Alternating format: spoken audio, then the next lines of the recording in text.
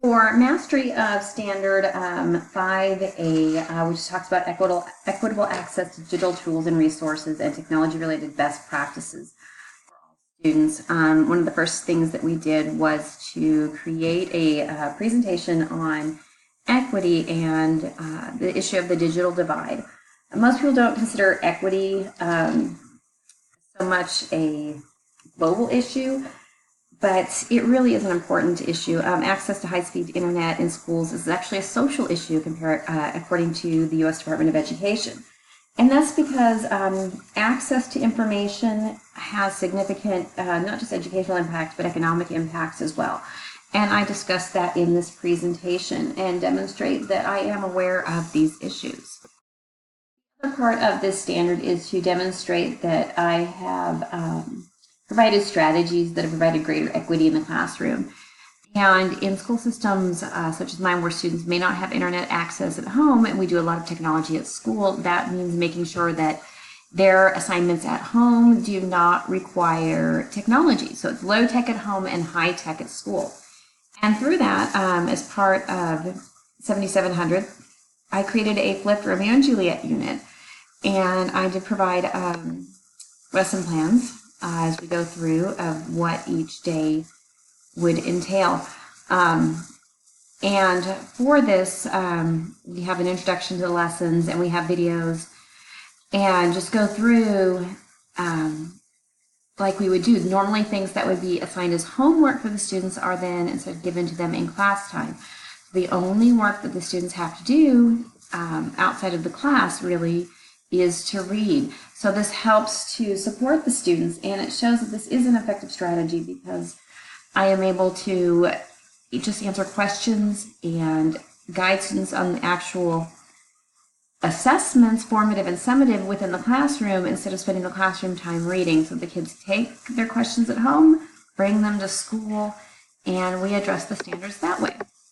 Also, as part of this course, I included other helpful sites that we would be using, such as Purdue OWL, Homework Help Alabama, the Alabama Virtual Library, and Quizlet. These are all sites that we use throughout the class that are just different resources for the students to use. And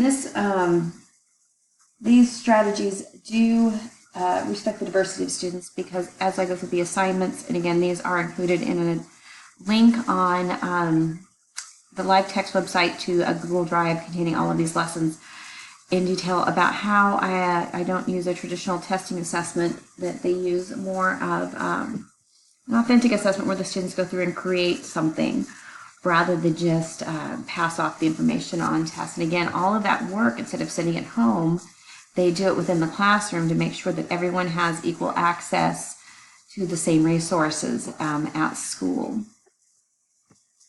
Included on this website for the students with the lesson plans is also some educational applet reviews or website reviews that are tools that kids can use to help themselves, such as Kahoot, Khan Academy, Powtoons, Lit Charts.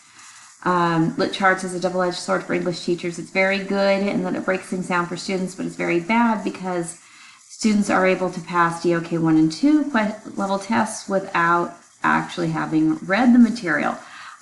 They just have to read the lit charts. So that's why it's important to have that authentic assessment, and that's a great strategy to use to having a little more applied assessments, because the students are able to, or have to go read instead of just relying on these websites that give them all of the answers. Some other options are Newsela and NoReady. This is great for grammar skills practice. This is one of my favorites. As far as being respectful for students and their individual needs, the students are able to pick materials that they want to know more about, have in their sentences. It's a free website, and they can pick characters from movies and books that they want to have in their sentences, and the work grows progressively more difficult until the students are able to demonstrate mastery, that they absolutely know what they're doing with grammar before they're passed on. So it's making sure the students really know what they're doing. And you can differentiate the instruction and assign different assignments to students again, being respectful of where they are and having that diversity in learning without singling students out. And again, we have Quizlet, TED Ed, and Wiser, which is a digital worksheet creator. These are all great tools that students have access to that you can use in the classroom to really give a lot of different ways for students to learn the material.